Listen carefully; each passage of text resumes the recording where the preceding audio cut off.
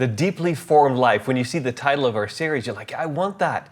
I want to have a deeply formed life. But then, in this first part of the series already, I'm like, I don't know if I can do this. Steve, what a great message. But how did you get tagged to teach this, since you're kind of a busy guy? I don't know. That's a really good question. Or maybe because you're a busy guy. I feel like I have a say in some of that, so maybe I did that to myself. Oh, but subconscious, yes. Yeah, I mean, I think that's some of like, even as I approach this topic, I didn't want to teach it how I had in the past because of that very reason. It feels so unattainable when we talk about like these very slow rhythms, and I think they're all good and good things to shoot for.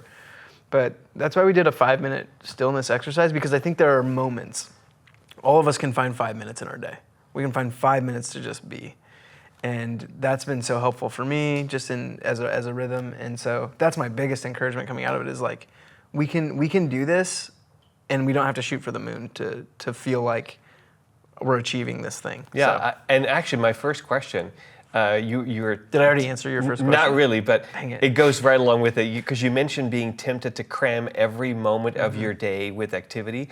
And now you got to be honest here. What's the one thing that you'll still be tempted to squeeze into your schedule when you know you should be taking a moment to breathe? Oh, what's the one thing? Emails, 100%. So I'm super weird about notifications on my phone. I don't like any.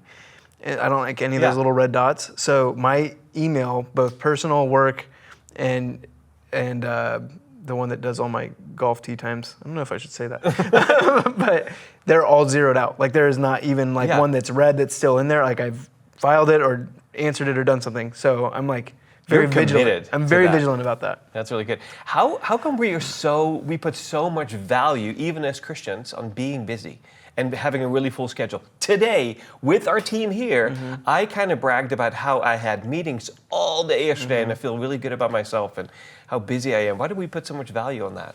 I mean, I think to some degree it's like it's a worth and value thing. Like, we feel valued when we're needed and wanted. But to another degree, that's just the reality of our culture. Like, success means hard work. And hard work means busyness. And we haven't been able to draw clear lines between those things to say, actually, I can work hard and still have a very healthy balance with the way that I operate and the way that I rest and the way that I breathe and the moments that I have to be at my best. And so, yeah, I think there's a lot going on there, but I think it mostly boils down to value and worth, and then just what our culture dictates for us. Yeah. We have to be, like you started out the message with, we have to be transformed by the renewal of our minds, not to continue down the path of whatever the world offers up. Well, even if you think, like, we talk about being compelled by the words and actions of Jesus, it is so much more appealing to me to be compelled by the words and actions of Jesus, where he was like challenging authority and healing and preaching and doing all these incredible things.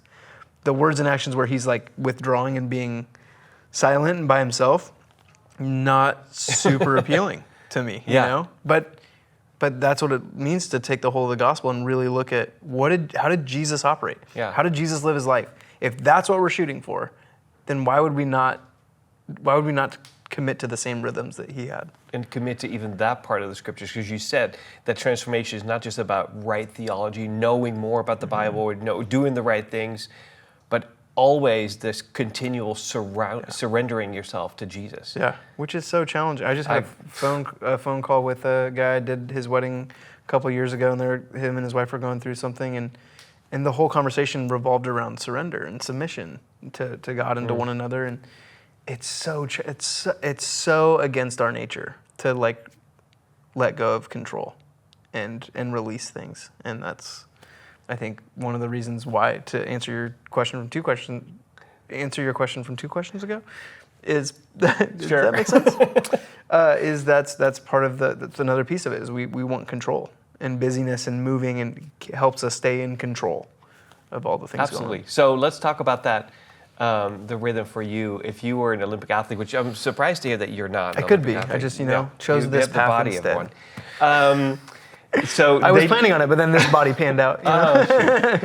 If you were an Olympic athlete, what would be your pre-race rhythm to center yourself?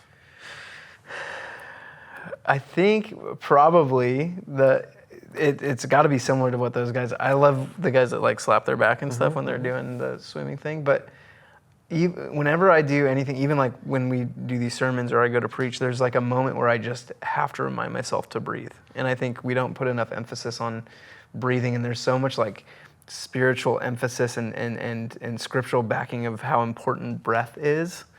And I think just doing breathing exercises and. That was good. That was good and really challenging, that 5 minutes. That was really hard. Hey, listen, we want to be deeply formed. We want to follow the words and actions of Jesus. Doing that by yourself is really difficult, so find ways to connect with community. Find ways to connect with community online or come to one of the buildings, but don't go it alone. I think this is all one of those things that is really difficult to do if you just try to do it alone. That's why it's one of our values to do life in mission with one another. I'm so glad you were here. I hope to see you again next time.